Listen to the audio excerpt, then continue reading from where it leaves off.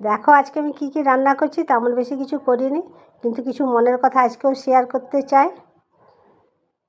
স্বার্থপর জিনিস জানো, স্বার্থপর এখন আমি জানতে পেরেছি। কেন বলো তো, আমার মা হারিয়েছি তো মাই ছিল একবার বিনা স্বার্থের মানুষ। এছাড়া পৃথিবীটা হলো স্বার্থ ছাড়া কিচ্ছু বোঝে না। তুমি করতে যতদিন পারবে ততদিনই তোমার, না পারলে কেউ কারণ নয়।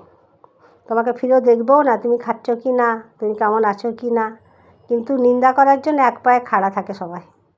এটাই হলো বাস্তব। শুনতে খারাপ লাগলো, কথাটা সত্য। তো যাই হোক, মা যদি থাকতো সারাদিনে একবার থেকে কেন 4বারও খোঁজ নিত, তুই কী করছিস না করছিস, তুই খেয়েছিস কি না খেয়েছিস।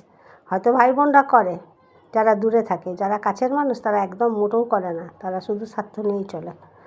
অনেক বকবক করে ফেললাম, তারপরে তো দেখানো হলো না, বলা হলো না আমি কী রান্না করেছি।